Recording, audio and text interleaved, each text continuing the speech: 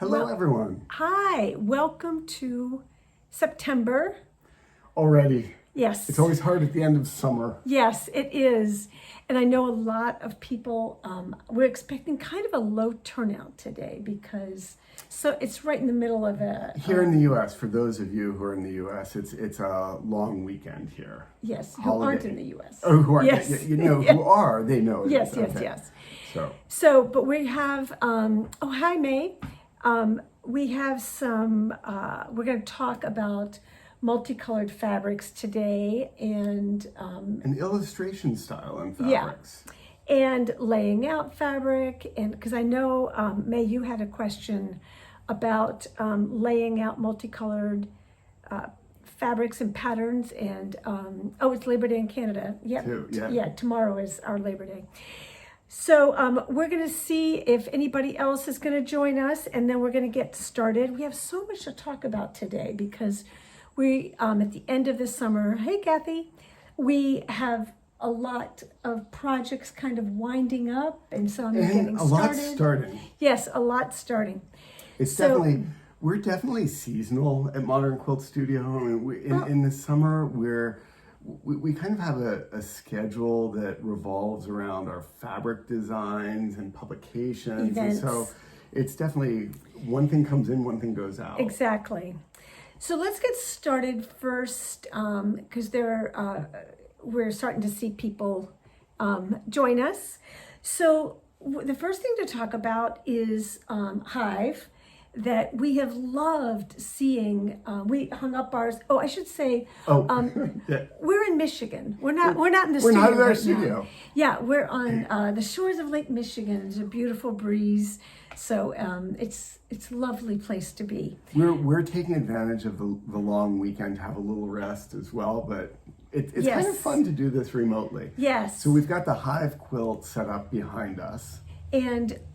So one of the things that we want to talk about today is some other aspects of working with a scrappy multicolored print palette, because there's just kind of a higher degree of difficulty for laying that out.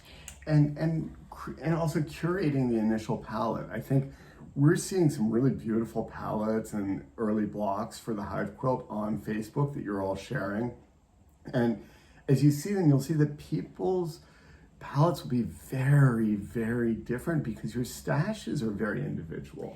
So I think like the first thing to talk about with and actually, it isn't just with the Hive quilt, but it's one of the things that we were really thinking about when we designed the, do you have some of the Truly fabrics there? Yes. Okay, yeah. So one of the things that we wanted to do with this, with some of these Hive prints, is we wanted to be able to show you how to work with a multicolored scrappy palette, because it's a lot easier to control the visual when it's all blue scrappy or blue and green scrappy or something. But when you're using, where's that color wheel? When we're using the entire, all parts of the color wheel. Of hues. Yeah, when you're using the entire color wheel, you really need to it's kind of like riding on a really rambunctious horse. If you've ever done that, you got to hold on tight and kind of make sure you're steering and controlling it well, because it can become like a bit of a visual mess pretty quickly if you're not doing certain that. kind of constraints as you build it. So with this pattern, as those of you who've made it or joined us for the quilt along know, because you were using all of these colors, we divided it into two values. So a lighter and a darker for this pattern. So these are all of the lights, and then the other pieces are all the darks. Now, the thing to Go ahead. I was going to just jump in really quickly. So some of you are involved in the Hive Quilt Along, and those of you who aren't, I just want to kind of put out there, it was a mini quilt along, so it basically provides the pattern for this in about 45-minute pre-recorded talk that we did on how to select the fabric. So there's And then a lot Q&A more, session and then after a Q&A that. Yeah. session. So some of you have seen that, some haven't. But what we're doing today is talking about some additional things that weren't covered in that. Correct. So one of the things, I think it was May asked about this, she was asking about how do you choose which triangles go next to the other triangles? And it's such a good question. Yeah. And it's really the essence of the whole thing, which is if you take your time and you're editing, so you've got really good contrast between your lights here and your darks here. It really doesn't matter where, like once you've really got a super tight palette, it doesn't really matter what goes next to what. However, you do want to avoid what we always joke as being like the Sharks versus the Jets, like it's a West Side Story. So on your side off the side. So you don't want to have this fabric appear here, and you don't want to have this fabric appear here. You don't want to create repetitions of patterns in a way that suggests there's supposed to be some relationship between them. And you'll find that even though we have kind of these medium darks and these lights, that within the background triangles, there are some that are slightly darker than others. Some are slightly brighter. So for instance, and what you see on video is often a little exaggerated compared to in real life. But this is probably the darkest print. Mm-hmm. And so it appears in about 3 or 4 places in this quilt. And we have those spread out so they don't clump together. There are a couple that are slightly more saturated. The greens in this bring a brightness to the quilt that for us is very welcome. We want that, but we don't want to have too many clustered near each other. So the good news is it works next to any other fabric. So the adjacency, or what it's immediately next to, is less important than how it's distributed across the entire top. And if you have, in this case, we intentionally wanted to use our stash so we could show you how to mix Hive in with other fabrics that you might have in your stash. Because that was, most fabric lines are designed to just be kind of standalone, standalone lines that you're supposed to use with you're supposed to work within the line itself. But this is kind of a more of an homage to the idea that we know you have stashes and we know that you want to use your stashes. And so these are, our dog is very busy below, banging around. I think he can settle down now. So we know that you have fabrics that you're going to want to use and blend in with other lines. So we often design our lines as kind of an invitation to other fabrics you might own. I like that word. To be it is able, an invitation. it is. It's an invitation to come and play. Very much. And it's very different from having the focus fabric and the companion prints and the border fabric, where it says like these are the only fabrics you can use together, and this is an ensemble line. So the idea is that there isn't a main fabric, but that you are using these fabrics to be able to invite other fabrics you have in your stash to be able to use them with them. And so we'll talk about that a little bit more. And we're going to talk about it as it relates to 2 quilts that we have with us. One is the Hive quilt, and we're going to address a little more that adjacency, what goes next to what in that quilt, which is really different. But hold on, before you go on. So I just want to make sure I've answered the question. So if you are wondering what, it's going to look weird at the beginning because you're going to see all the differences initially. But what you have to really commit to the whole palette, because once the whole palette is together, it's fine. But this is where you really, I feel like most quilters don't spend enough time editing the palette. Because once the palette is great and you have clear differences in contrast, then other than putting it right next to each other or putting like this fabric right over top of itself 3 times, basically anywhere. And you don't want a tic-tac-toe board scenario. Right. But also, one of the things to think about is when you have the palette, every fabric may look like it fits perfectly. Every now and then, though, you have 2 fabrics in your palette that kind of fill the same role. They're either 2 navies that from a distance read almost the same, and you might have to separate them a bit. If you look here, you'll have something that's slightly lighter, slightly less saturated, more blue, more green. And to me, the layout of the hive quilt it's a really fascinating exercise because in the center of a hexagon, you have 6 fabrics that come together.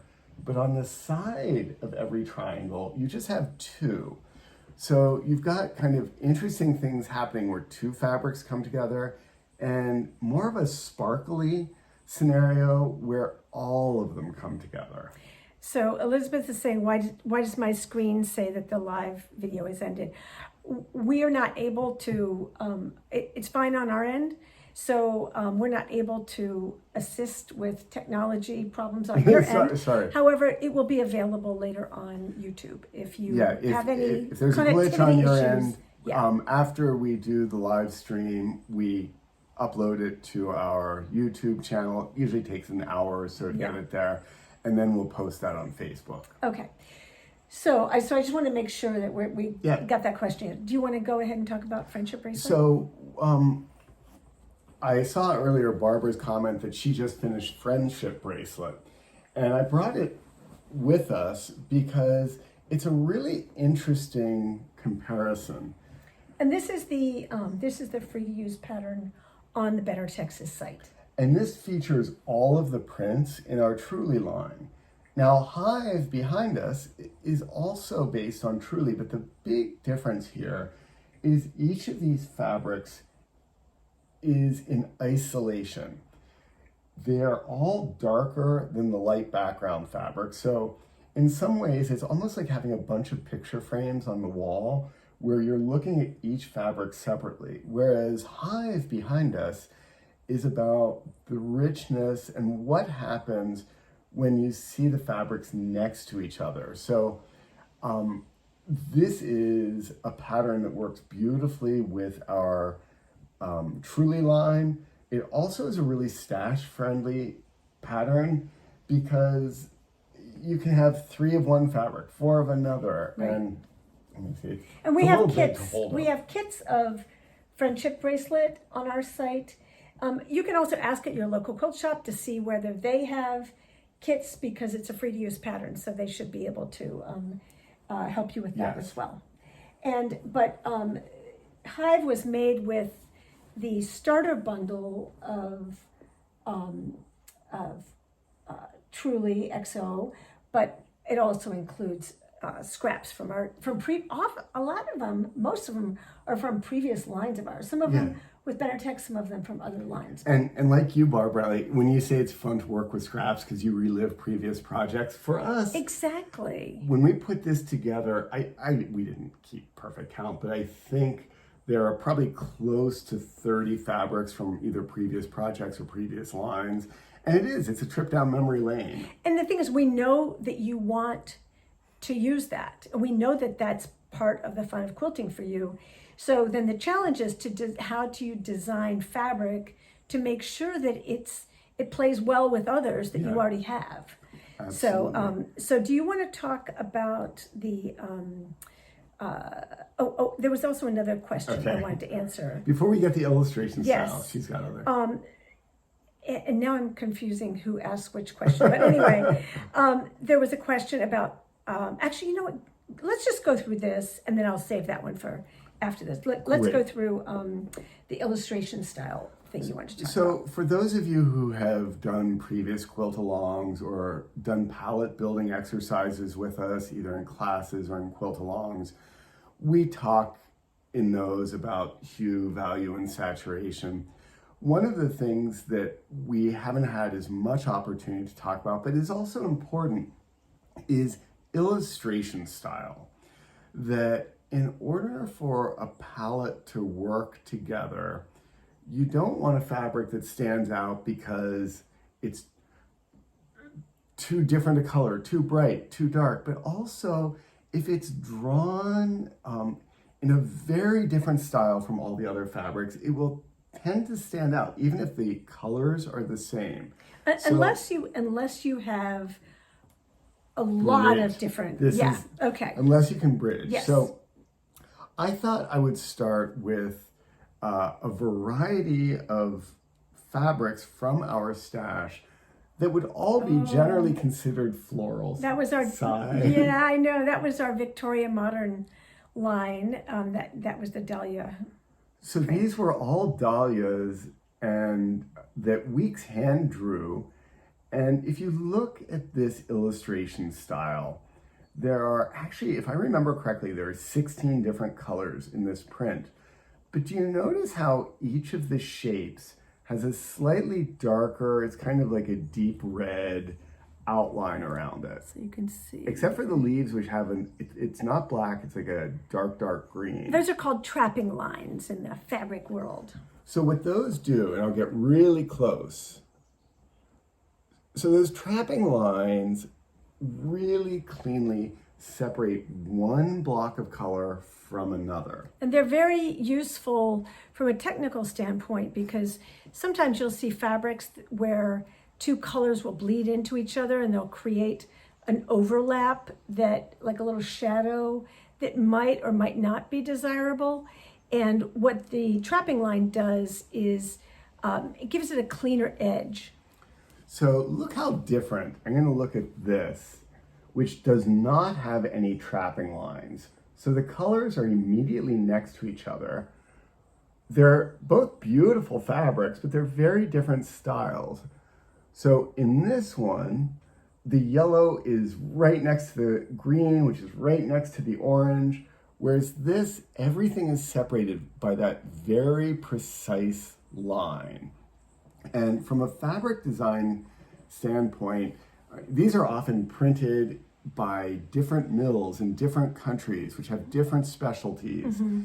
And depending, like this is kind of behind the scenes, but depending on the style of the fabric and the illustration, the fabric company may change where it's being printed to have the best results. And because some places don't do well without trapping lines. Yeah. Yeah. So this is a very realistic, it's a little stylized, but you look at it and you can recognize the dahlia. With this, there's going to be, even if the colors are a little exaggerated, you're going to look at it and have a real sense of a certain flower or leaf. May I hand you those? Cabbage. Yeah. Cabbage, yes. Then you have, like, this is our friend Jane Sassaman, who's a wonderful illustrator, but these are hyper stylized and very graphic. And they have a very clear background. So whereas these, if you look, this makes it really hard to seam. These you really have to like match if you want to. Whereas these two seam very nicely because they don't have a background that really stands out. And by seaming, we mean if you cut and sew two pieces of the same fabric together, that seam line isn't necessarily very evident. But like a log cabin is not going to look great made in this, for example. No, because you'll have kind of the bulbs, especially because they're so black, they may just look like they're floating in the middle of nowhere, whereas, again, whoops. Although the scale makes it harder. The scale, but I'm just saying, like this, because this is a smaller in scale, it's a lot easier to seam. So I have a whole stack of different florals to walk you through these differences. Yeah. Right. Oh, Karen likes trapping lines. Good to expand your vocabulary. Yeah. Yes, people will be impressed at your quilt retreat if you just drop trapping lines in there. So now here is something that's kind of in between. There is a background. It's kind of this bright orange. There's not as much of it as with the, can you hold up the pink one of Jane's? Yeah. So this one, it's kind of equal amounts background and motif. This one, there's more motif, but you do have a sense of all the flowers being on top of a background. Well, and also this is very directional, so that's also limiting. And then... Oh, that's an old Amy Butler. An old Amy Butler. Yeah. And this is really unusual. There aren't dark trapping lines, but in general, not all places, but there's often a little empty space. In this case, it's white that separates one color from another. So to give it a nice edge. It gives it a nice edge, but also these are super graphic in illustration style. Like if you were an explorer going to a foreign country and wanted to document the flowers, this isn't how you would draw them, because this is more the stylized graphic representation of shape and color. But it's also the scale. And I think we need to talk, Yes. Can you hold that up, please? We love this fabric. It's a beautiful fabric. It's hard to use. You can't use it in many patterns that have any, like if you look at the scale of the motif, you need to use big pieces Chunks. with it. Whereas what we did with Truly is to have a similar palette. Oh, and there are flowers. The pink are like teeny tiny flowers. Yes, but by having this scale, this is what's really tricky, is that this is beautiful. It's going to be hard to work with because that scale is so big. So you're going to have to use like patterns like Friendship Bracelet, where you're not going to be cutting it up into teeny tiny pieces. You have a decent size piece right here. This would not make a good 1-inch square, because one might end up being like a strange pink shape or a dark green. Exactly. So it reads best when you see at least a couple square inches, a few square inches. So of it. this slightly smaller uniform fabrics are a lot easier to use. Whereas if you look at, for example, this fabric, if you cut this into, 2-inch squares, you might get some 2-inch squares that have virtually none of the purple in them. And some may be predominantly light, some may be predominantly dark. Yeah. So in terms of illustration style, how does it read from a distance? This reads kind of as a green fabric with hints of other color. This, you mostly read the motif. When you get And the up value close, is really hard to figure out on this. So when you're building a palette, you've got to think about how it reads from 10 feet away, how it reads from 10 inches away, what size the pieces are. So with the hive quilt, all of the fabrics we use for these the half-inch finished pieces were small scale repeats, because we didn't want like a weird blob in the middle of that thin line. We wanted the whole line to read a uniform color. So if you look at these two prints, even though one is a batik from Indonesia and the other is a Ginny Bayer Screen print. Actually, no, it's not. It's a Benertex print. I didn't even see that. These actually, because they're similar in scale, even though the illustration styles are different, as long as you don't have one of the Indonesian batiks and 10 of large scale paisleys, or I guess this is sort of more of a border print, you're fine. If you're going to use these two together, you need lots of both of them. Yeah. Because otherwise, because of the illustration style, actually, will you pay? Yeah. I'm going to here's get some a William Morris. So you can see that these two are similar in illustration style. I'll bring them close. They both very have a intricate. high level of detail. Whereas you can see this one has a high level of Can you bring it all closer? but it's not as finely drawn. And so if you have multiple types of these, it's fine, but you want to just avoid using one. Yeah, so a lot of batiks are hand stamped by taking hand carved wooden stamps and dipping them in wax to resist dye. The nature of those in general is that they're thicker lines, a little less crisp edges, and the nature of batik is that there's a slight irregularity to it. Whereas with like William Morris as a designer was all about high levels of control. And actually, if I put it And this the way, line work, like there's just the line work and these leaves right here. But also, there are some that will be hand printed. Many of the super fine William Morrises have been over the years printed in, not all, but many in Japan, which is known for very fine engraving. In other words, they can make a much finer line. We've had some lines of ours printed in Japan where the line work is important.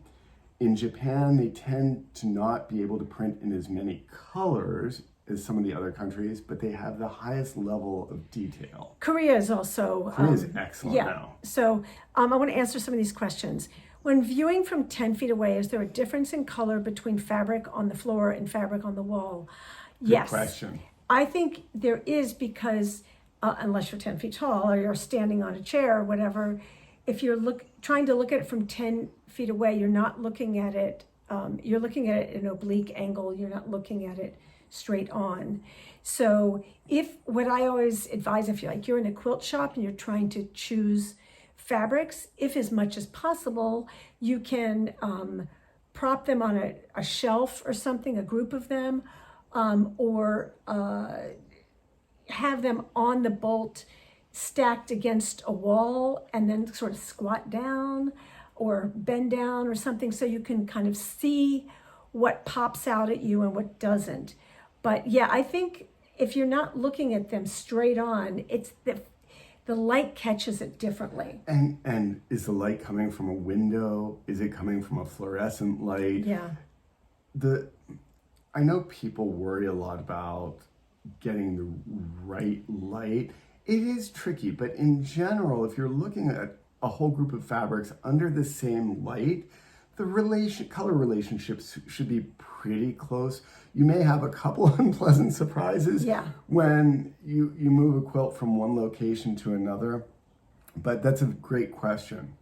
So here's another example of illustration style, which is, it's not hyper realistic. If you look at that, we can see there's kind of a rose-like flower, and there's just one trapping line, like here. But see that? It's just like a faux trapping line. It's kind of like a hybrid here. Yeah. But these are, again, more about the feel of flowers than any representation. If I gave this to you and asked you to go outside and pick some of these flowers, you wouldn't necessarily know which is which. They just kind of generally look it's a flower-like. rose. It looks like a rose. The other ones, like some of the other ones. Yeah. The little guys, it's not about that representation. Okay, so Karen's Foster's asking about, did we discuss tossed versus grid motifs and repeats? No, we have not discussed, are you interested in that? Yeah, we can talk about it. I never know, because it's like, does that help you with your quilting? I don't know. I think it can, and that this is an example of a fabric that has a very structured repeat. You can see, there we go. There's basically a square that's getting repeated over and over in a total grid. And with fabric design, there are what are called a grid repeat, and there's also a brick repeat where things are offset either a half or a third. That's kind of what Jane's are here. If you look at those bulbs, you can see that they're offset. They're not, these don't all line up. But that's to accommodate that shape. But one of the funny things, not funny, but one of the things is the term tossed motif is where the motifs look kind of almost randomly placed, but the funny thing is, even the tossed motifs, when you break them down, are in a very tight repeat. So when up close, when you look at this, you'll see tossed or scattered. It looks like there's one of these, one of those. But when you back up, can you, You can point? see this there, here's the repeat right here. There's a repeat. And that's about an 8-inch repeat. And so, depending on the size of the pieces you're cutting, if we have a small repeat like this, and you cut a 4-inch square, you're going to see evidence of that repeat.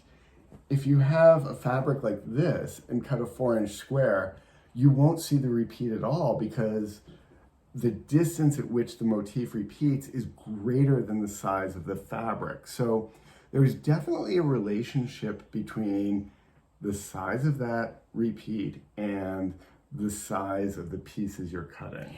And so when you see, for those of you, there were some people asking, could they use K-facet fabrics with this pattern? Because the scale is so big. You can, but you're going to have to And make we have sure. one right there. Yeah, there's one. But if you're going to do that, you want to make sure that you use a solid or very high contrast. Do not try to match these thin strips to the fabrics in the cave. Don't make it all matte because you need contrast to see that edge. you're really gonna need to make sure, because especially if you're using like all of his blue green prints or all of his pink orange prints, that you're gonna really want to make sure that you don't have something that's too close, or else you'll just end up with kind of everything mushed together visually. And since we were talking about the scale of a repeat, that's different from the scale of the print. So if we look at the candlelight print from our Truly XO line, the little candle flames are very small. However, the repeat is almost 3 or 4 inches, that the same little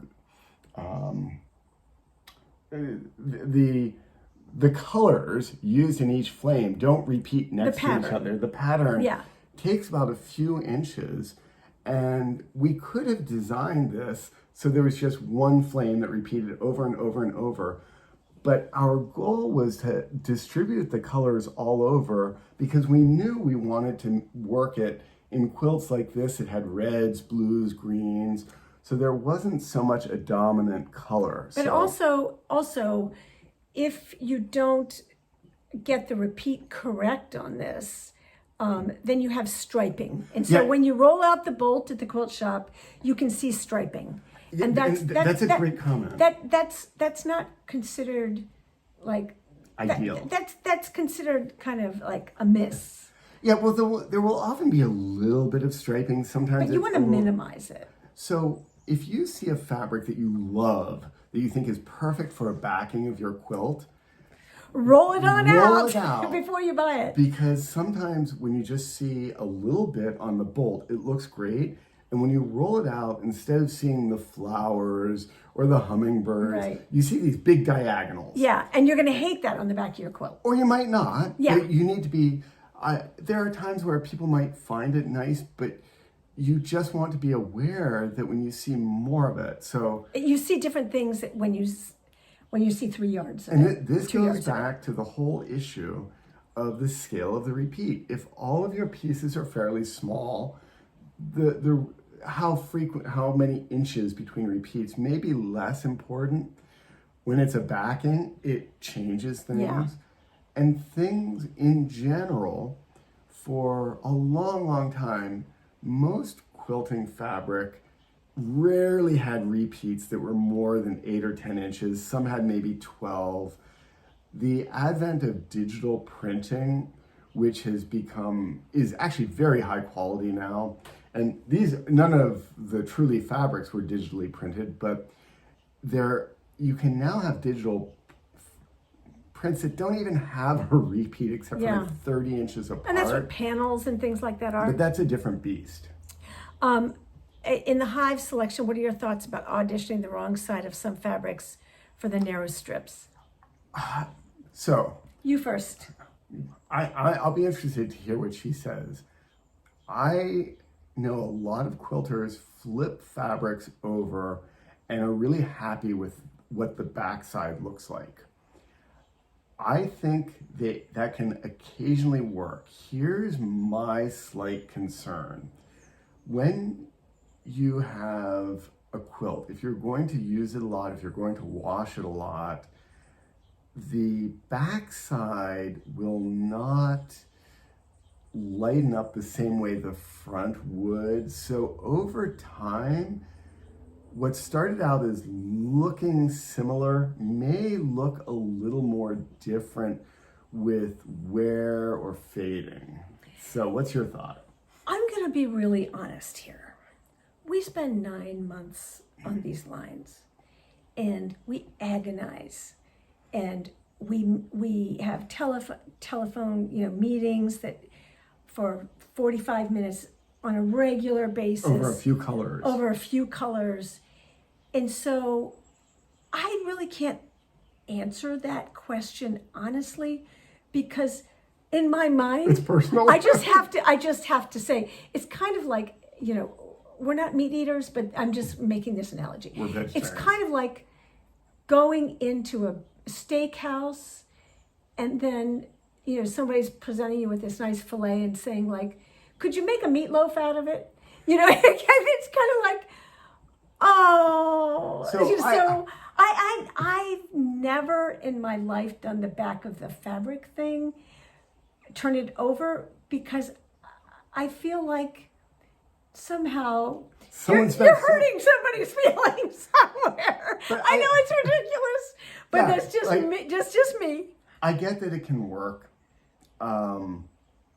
But it's like, if you like it, If you like it. you feel free to do it. But let's go back to Yeah. illustration style with this for a moment, because some of you may love metallics or pearlescent fabrics, and metallics and pearlescents are a totally different illustration style in that if we have a fabric like this Truly fabric that relies on dyes, the dyes chemically bond with the cotton.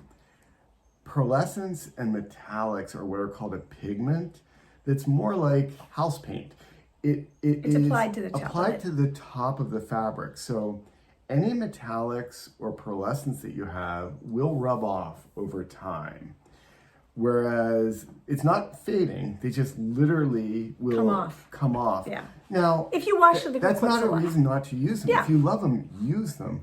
Just be aware that over time they will be less evident. Like, don't use them on a So- baby quilt that you're going to wash a ton.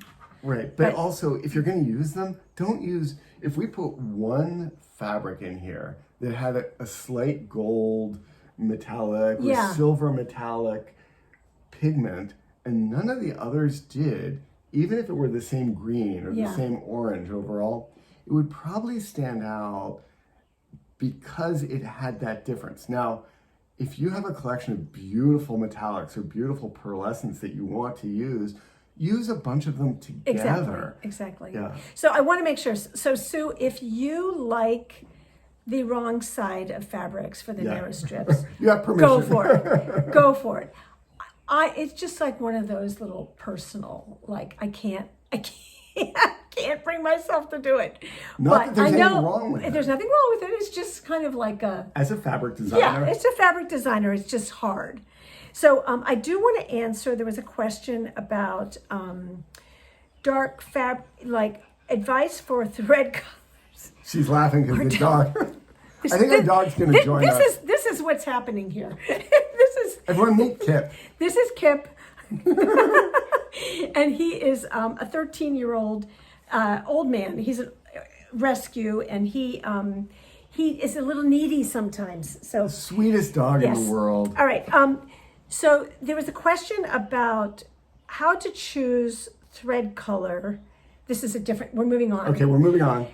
how to choose thread color if you have a dark fabric with a light border or a light border with dark fabrics. Did I say that right?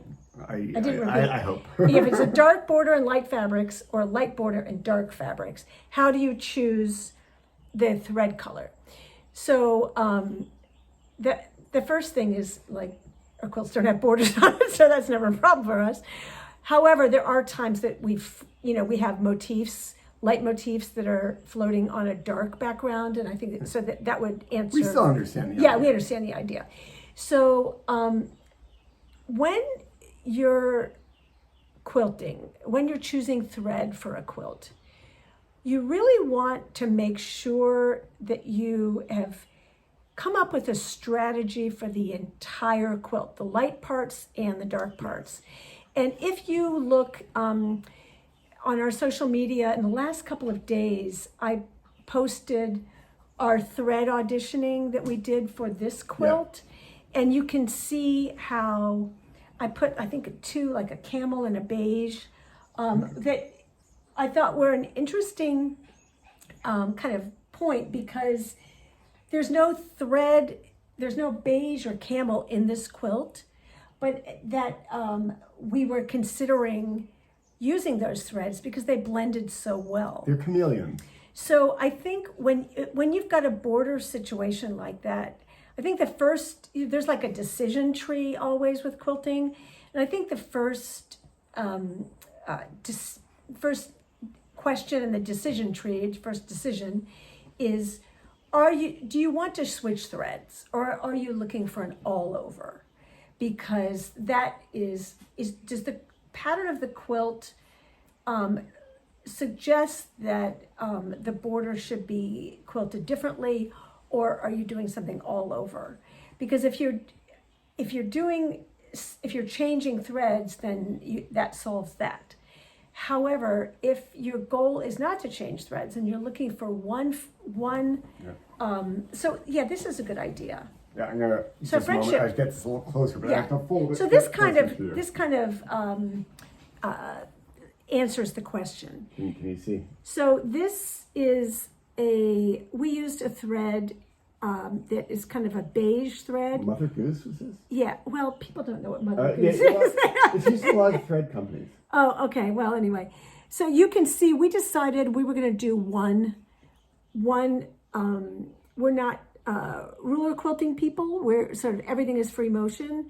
So we decided to use one beige thread that would fall on the dark pieces, and it's not a problem for us. Because the dark is so high contrast that from back here, we knew that you'd be looking at the texture created by the quilting, but not at the lines of quilting. And we didn't want, if the thread was too dark, it would become a distracting pattern on the light background to me. And also, this is an odd phrase, but thread isn't underwear.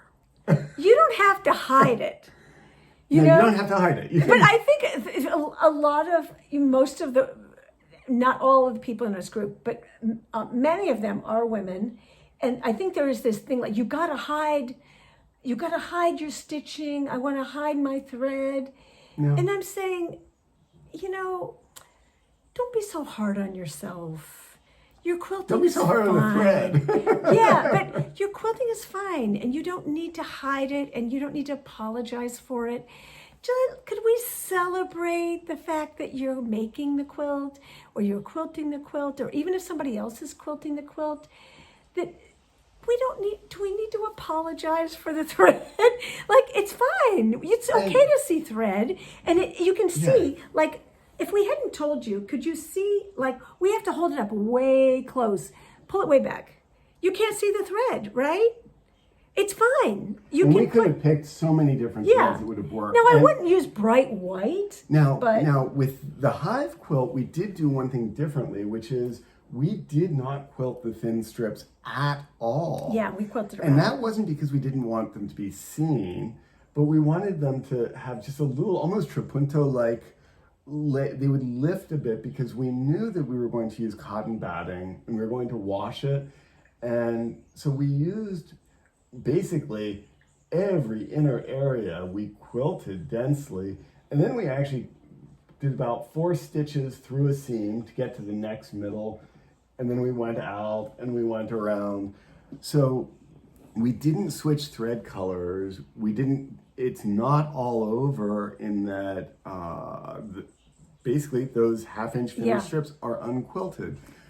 But I'd like to wave I'm 10 inches away and I can't tell what color I quilted it. I'd like to wave a magic wand and release from everybody their need to apologize for mistakes, their desire for perfectionism, their worry about being judged, their worry about their quilting not being good enough.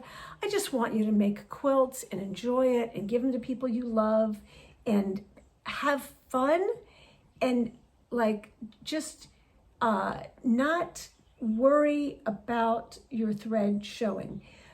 It's definitely true that you can make thread choices that don't improve the quilt. Yeah, if we did black thread on this, it would be heavy. It would look like someone scribbled all over it. Yeah. And our thread choices are usually to help reinforce the overall design intention of the quilt. Now, there are quilters who are primarily interested in the quilting and less interested in the piecing.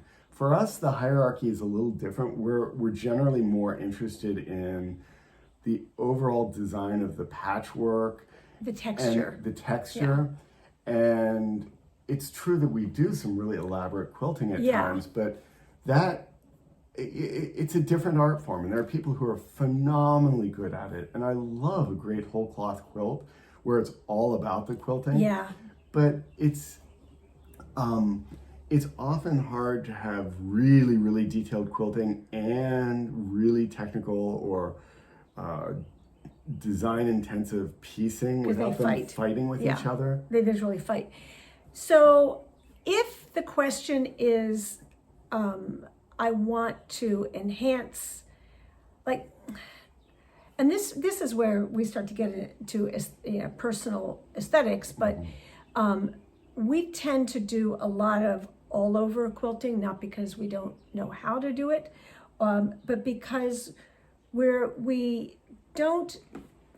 there's a notion, it's very popular in quilting about, let's make the pieces pop, let's make the fabric pop, let's treat each block differently. It's like a quilting sampler. Yeah, and for some people that's wonderful. It's not what we do. Yeah, and so I'm not looking to make things pop.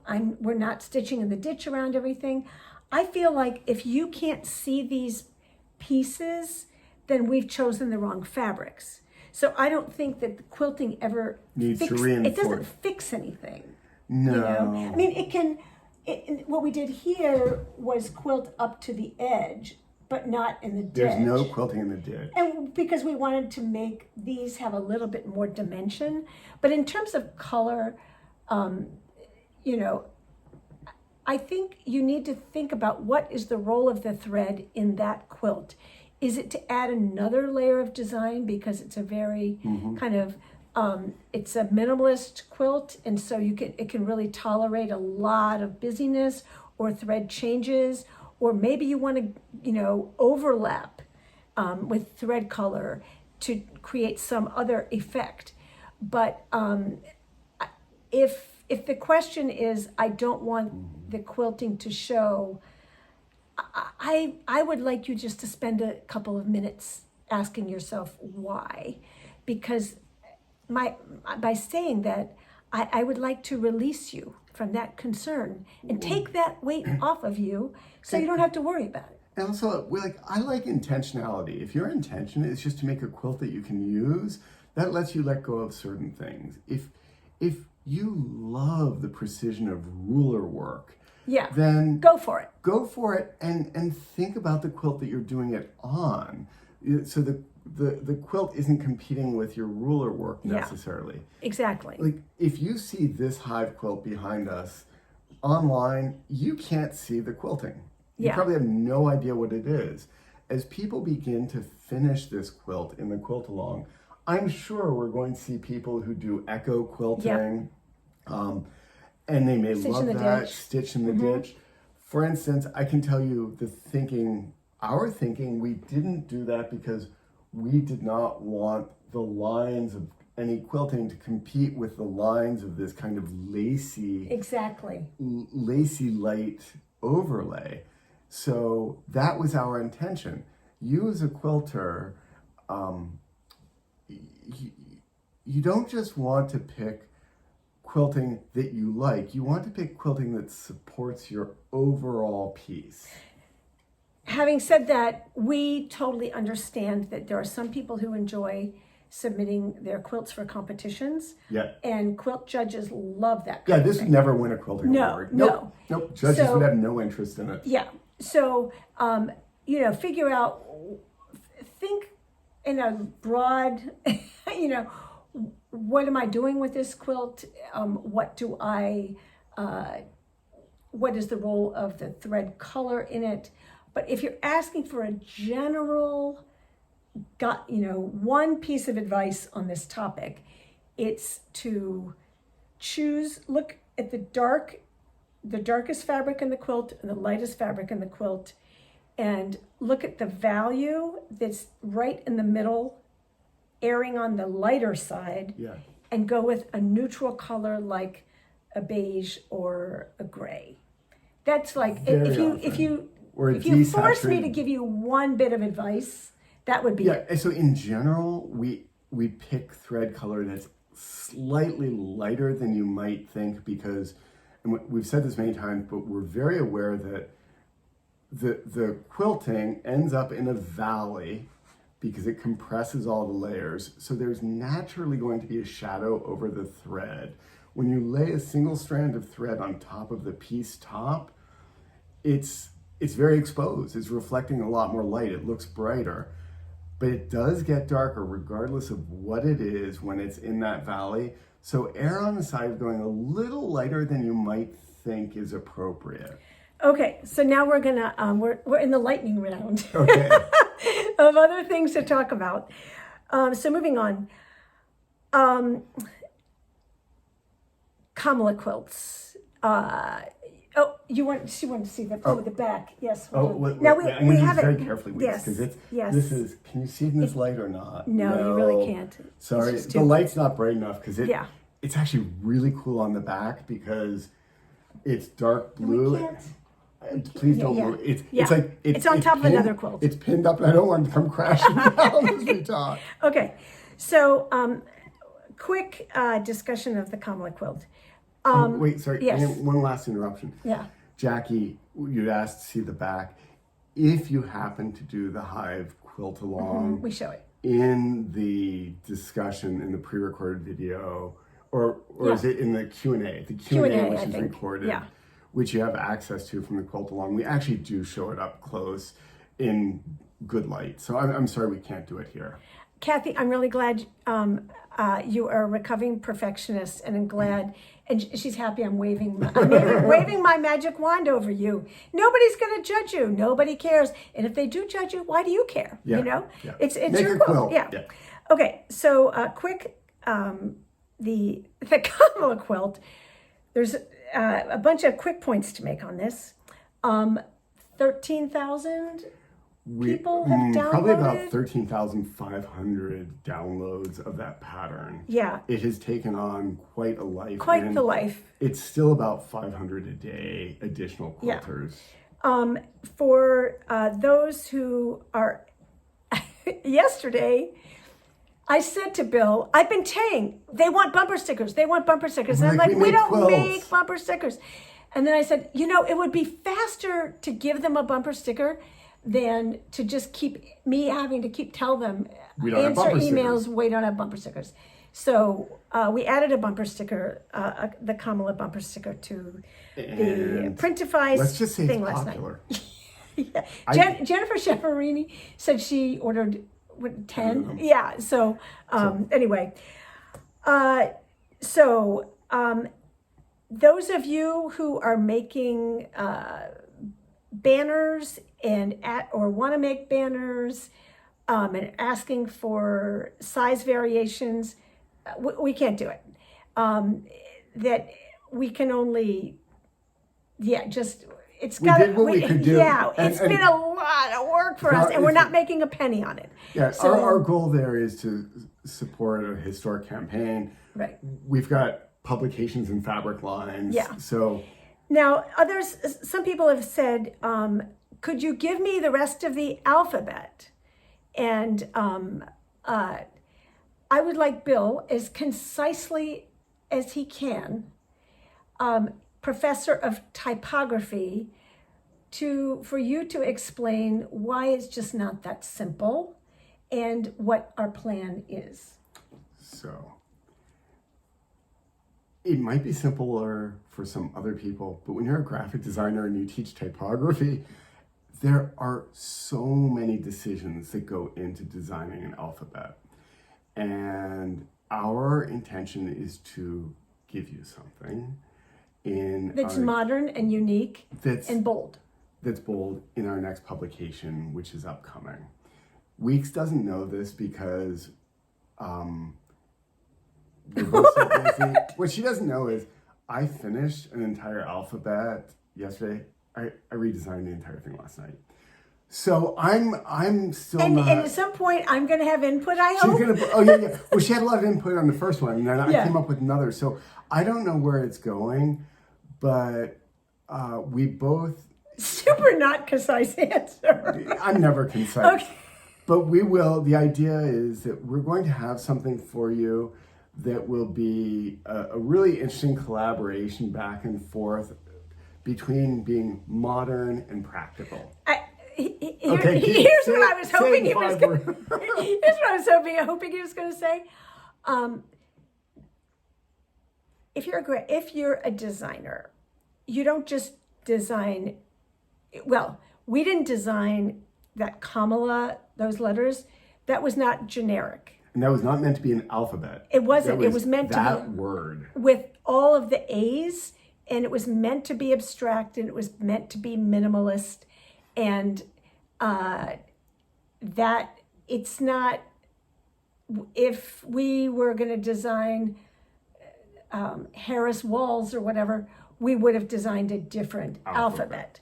So, and if we're designing a quilt for someone's birthday that says something, it's a Yeah. different alphabet. So in typography, if you're going to use interchangeable letters, they have to be designed differently. So, in Modern Quilts Illustrated 16, which we've been trying to get to the press for a year now, And then something it's comes just up. been a little bit too busy, that we are designing an alphabet that will be able to be used, that's modern and bold and graphic and unique, and that will be able to be pieced and used in a variety of applications. Without templates is the Without goal. templates.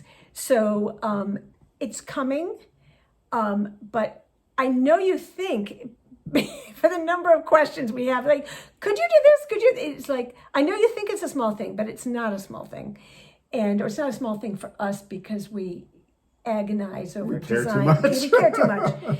But it's coming. So if you could just hold on. Yeah. Yes, and I'm glad, Donna, that you like the subtlety of the Kamala quilt, that it's not in your face. And Yeah. one of the things It's that's not very, supposed to be a traffic sign. No, that it's not. And one of the things is we wanted people to look at just shape and color and like what it was before they even knew it said anything. Yeah. And it's also very different because those letters are just smack dab against each other, Yeah, which no isn't the space. way any type works. That is really designed as a unit and not as letters. I will also just very briefly say many thanks to those of you who have reported problematic. There have been some just shocking comments and hate directed at us for this, and we just delete, ban. So we really appreciate those of you who report posts and don't decide that this is an opportunity to let loose on your feelings. Yeah, about, please don't engage Yes. any of that. That actually Yeah. hurts.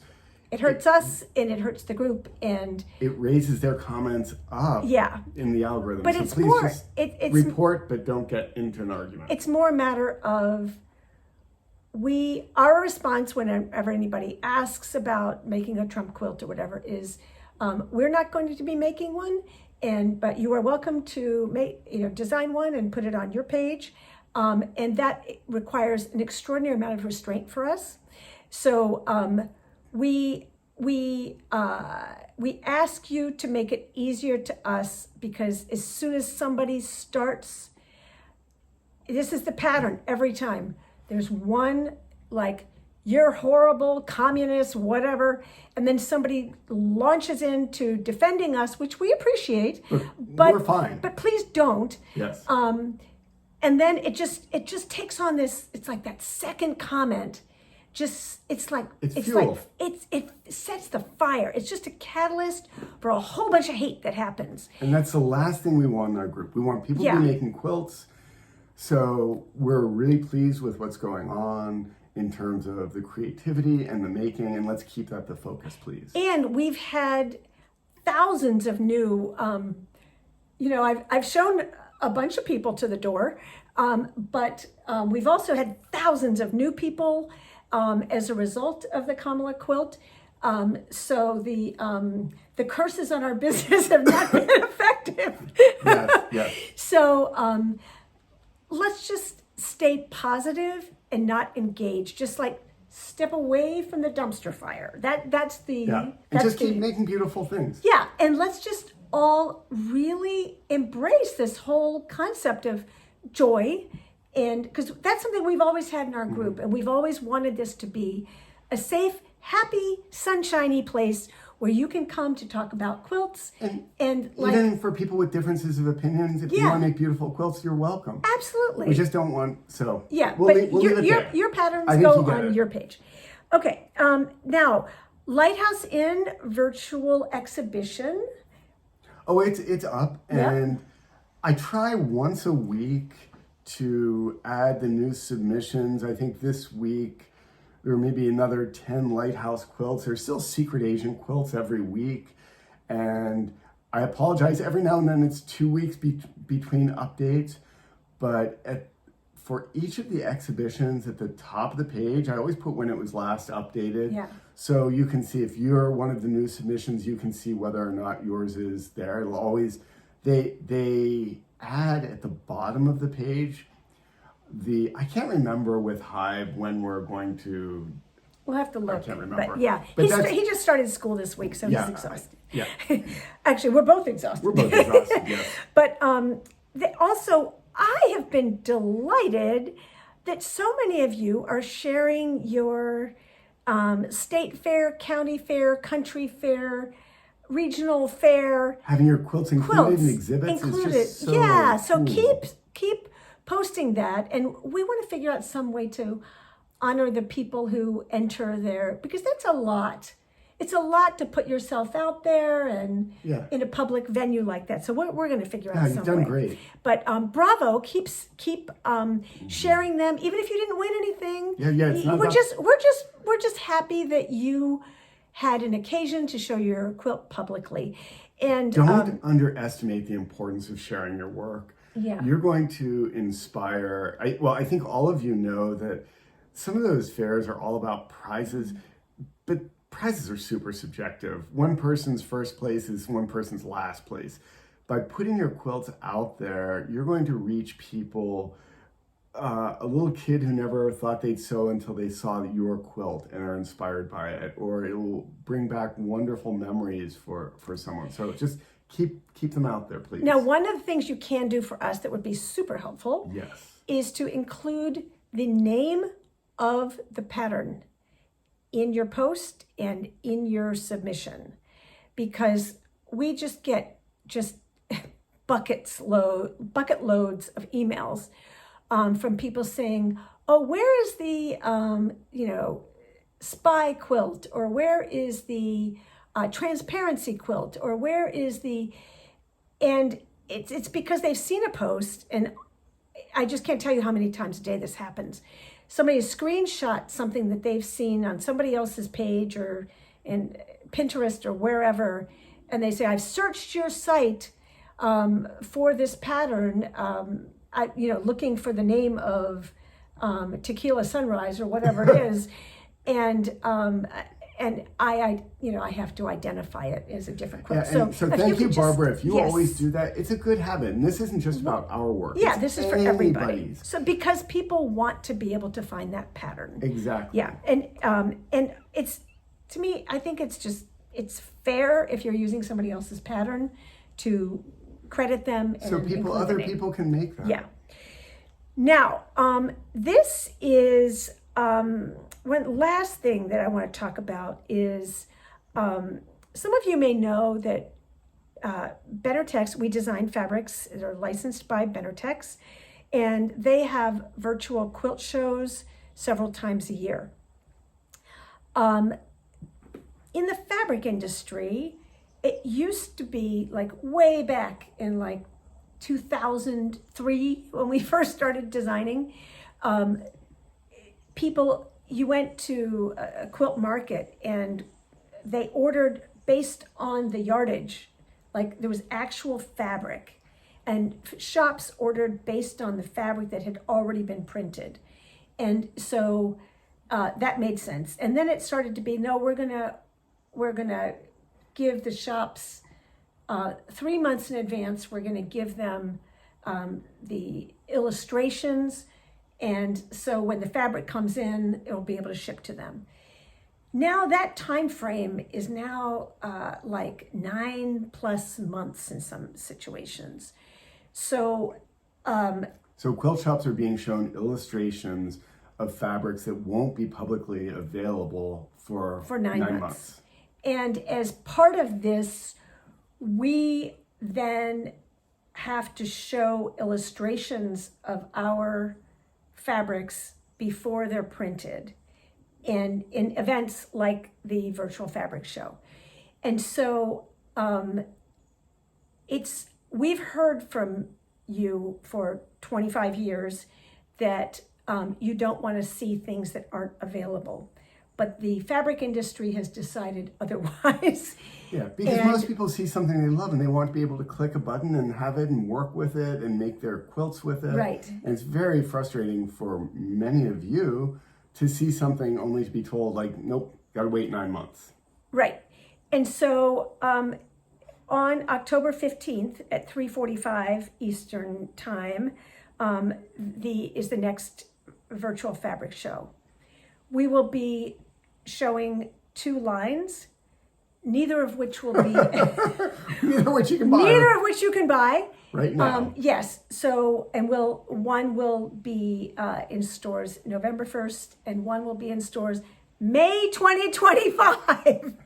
So this isn't not our choice. Our choice to do it, but this is the way that the fabric industry is working, and shops are saying they want more lead time to plan and so on.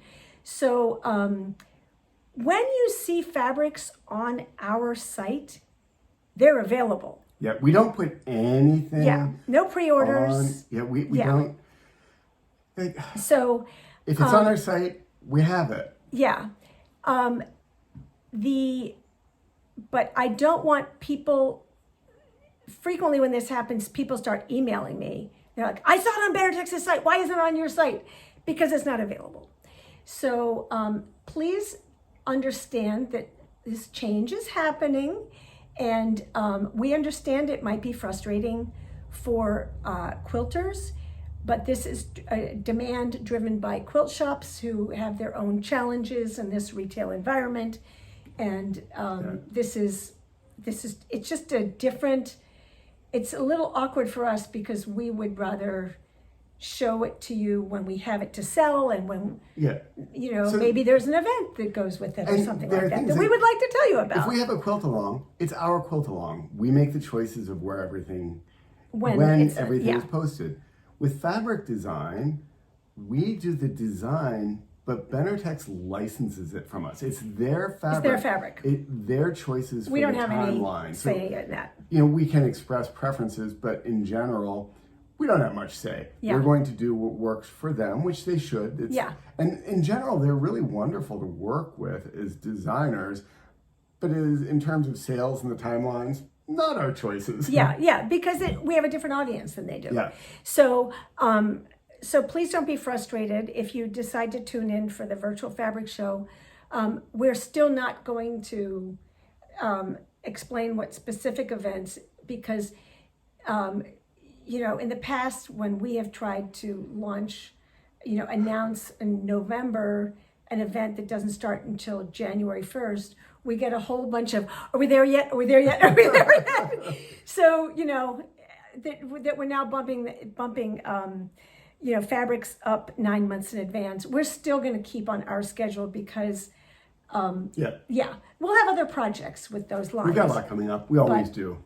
But please understand that that's an industry thing that is not in our control. But as soon as it's on our site, and as soon as we tell you about it, and we'll tell you about it in Quilts First, we'll tell you about it in social media posts, we'll tell you about it in our newsletter, but that's when it's available. Yeah. So, and because also, the thing is that supply chains and shipping routes and all that changes. All the time. Things get now. caught up in customs, so we don't want to tell you that something's going to be available until it's actually on our doorstep. Yep. So We want it in hand. all right. So Annette would like for people to, in addition to showing their quilt, to show the quilting in a second picture with the thread color. Nice. If you have the. If people are posting. Yeah, that's a great idea. I love detail shots. Yeah. And especially one of the great things with social media, pull out your phone, take a couple pictures, doesn't cost you anything extra, just a little time. So that it is nice to see details. And we, even with our virtual exhibitions, we've talked about one of the challenges is I'd love to be able to show details of everyone's quilt. I haven't quite figured out how to do that. It would just those exhibitions double the size of the exhibition. are a lot of work behind the scenes technically, but I agree. I love details. I think Facebook's a great place for them. Or Instagram. Or Instagram to share. So we will see you on, we're going to try to get that Modern Quilts Illustrated 16 out this fall. Right? Oh yeah, no, it's definitely. Yeah, it's so close. All the quilts are made. Close. All the it's. We just have the layout and the writing and all that to do. And we've done photo shoots. Yeah, it's really so close. we're getting there close. So that alphabet is coming. Yes. And it'll be different than the Kamala. It's not just extending the Kamala. It's a different. Yes, totally different. Kind of a little more practical, but still nice. So we hope you have a beautiful rest of your weekend. Yeah. And we thank you for all of your positivity. I think I answered everybody's questions. Did I not? Did we miss anybody's questions? I'm hopeful that we got everything. Type them in quickly. We're not in our studio, as we said, so we don't have the same. We don't have our big, enormous computer monitors. Yeah. But again, to those of you in the U.S. and Canada, happy Labor Day. Yes. And anywhere else in the world that might be celebrating that. Yes. It's. And we look forward to having lots to show you later in the fall. We will. And So thanks for joining us. Fun is in the pipeline. So finish those quilts up.